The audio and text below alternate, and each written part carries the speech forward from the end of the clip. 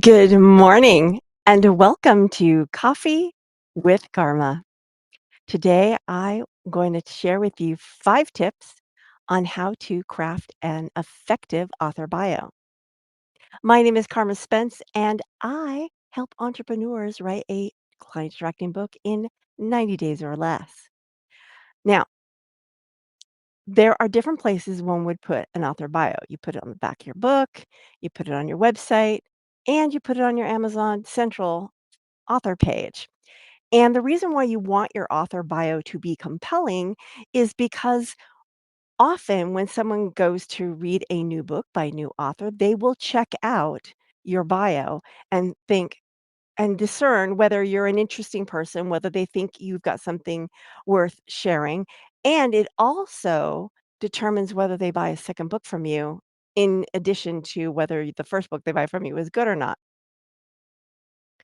So, tip number one is keep it concise. Now, in general, you'll probably want 3 versions of your bio. You'll want a long version, a medium version, and a short version. But regardless of how long it is, conciseness isn't always shortness. It also means getting to the point. Don't include fluff unless the fluff is needed. And I know that sounds it's like, don't follow don't break the rules unless you are strategically breaking them. So conciseness is better. When it comes to the back cover of your book or even your Amazon well, your Amazon author page, I'd say probably be about medium length.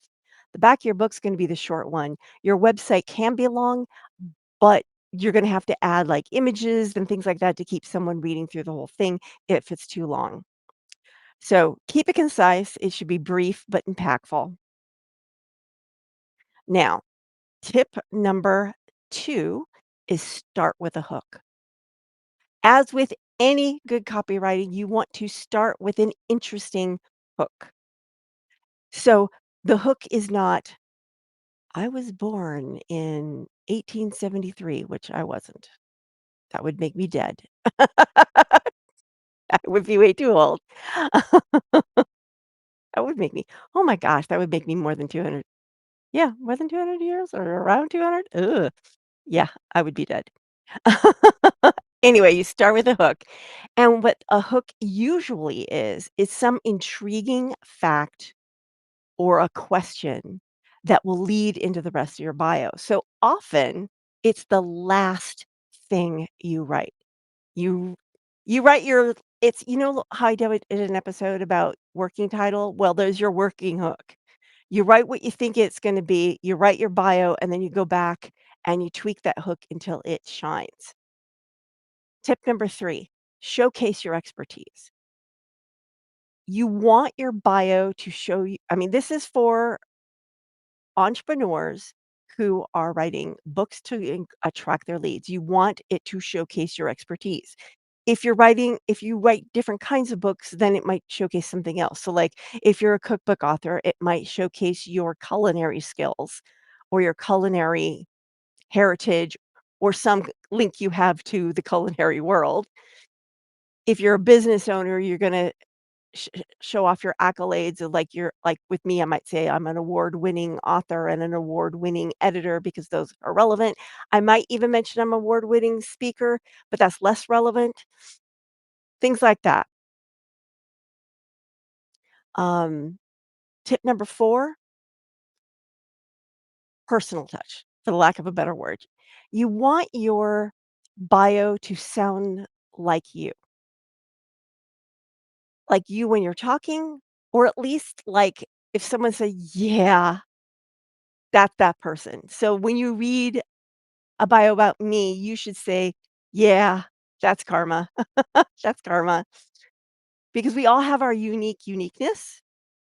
How's that for a little bit of an echo word to echo one of yesterday's tips?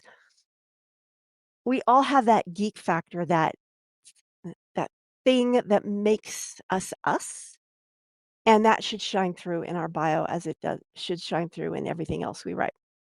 And tip number 5, tailor it for your audience.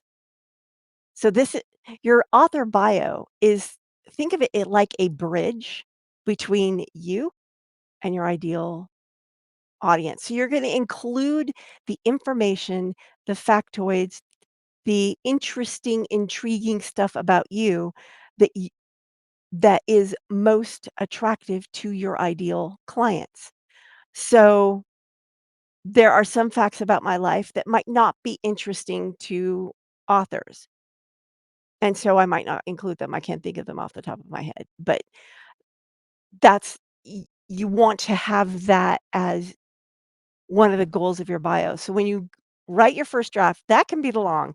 Then you start editing it down so that your hook shines, your content showcases who you are, what you have to offer, why you're so spiffy, and your personality, and attracts your ideal readers to you.